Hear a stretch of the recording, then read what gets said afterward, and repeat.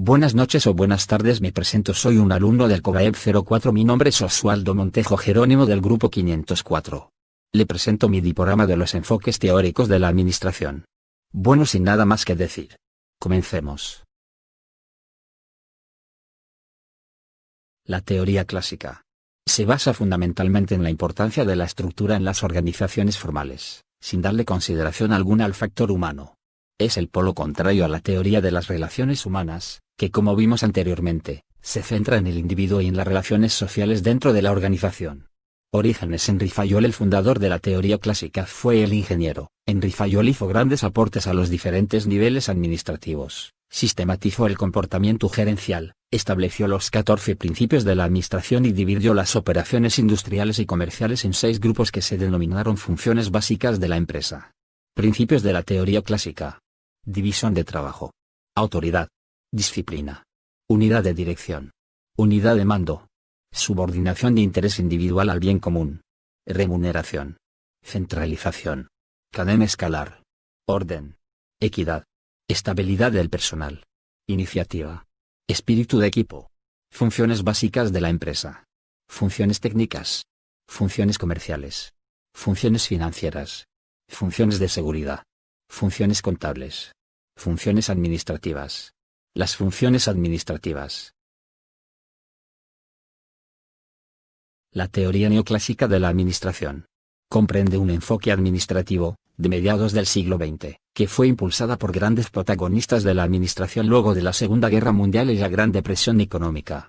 Esta teoría se propuso reformar y modernizar la teoría clásica de la administración haciendo énfasis en la reducción de la mano de obra y la automatización de procesos para mejorar la eficiencia de una organización.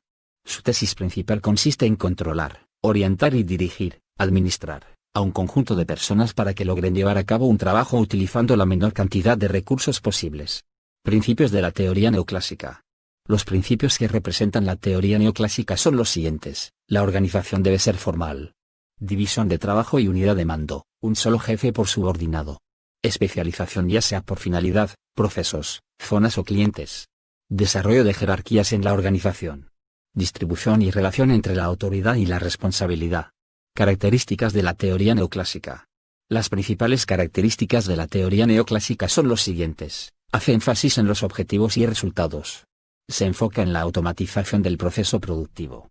Busca reducir la utilización de mano de obra en la producción. Expone que al crecer una organización, debe aumentar su cantidad de empleados. Se apoya sobre la organización formal. Reafirma de manera positiva los enunciados y principios de la teoría clásica.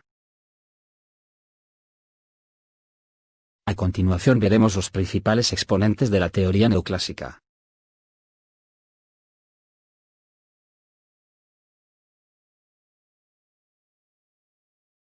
La teoría burocrática. El tercer pilar fundamental en el desarrollo de los conceptos administrativos clásicos lo proporcionó la teoría burocrática de Max Weber, que a principios del siglo XX escribió The Theory of Social and Economic Organization, publicada en 1922 y traducida al inglés en 1947. Aunque el punto de vista de este pensador alemán tuvo un profundo efecto entre los sociólogos y políticos, solo desde hace pocos años se han utilizado sus conceptos en los estudios de administración. La burocracia es, por tanto, la forma organizativa que resulta de la aplicación de la autoridad racional y legal y se considera como una organización que, está consolidada por normas escritas. Está basada en una división sistemática del trabajo. Establece los cargos según el principio de jerarquía. Fija las normas y reglas técnicas para la realización de cada cargo. Selecciona a las personas sobre la base del mérito y no de las preferencias personales. Se basa en la separación entre la propiedad y la administración. Tiende a exigir que sus recursos estén libres de cualquier control externo. Se caracteriza por la profesionalización de sus participantes. Teoría estructuralista de la administración. Al final de la década de 1950, la teoría de las relaciones humanas entró en decadencia. La teoría estructuralista significa un desdoblamiento de la teoría de la burocracia y una ligera aproximación a la teoría de las relaciones humanas. Representa una visión crítica de la organización formal. Orígenes de la teoría estructuralista. 1. La oposición que surgió entre la teoría tradicional y la teoría de las relaciones humanas hizo necesaria una posición más amplia y comprensiva que integrase los aspectos considerados por una y omitidos por la otra y viceversa. 2. La necesidad de visualizar la organización como una unidad social grande y compleja, en donde interactúan los grupos sociales que comparten algunos de los objetivos de la organización, como la viabilidad económica de la organización, pero que pueden volverse incompatibles con otros, como la forma de distribuir las utilidades de la organización.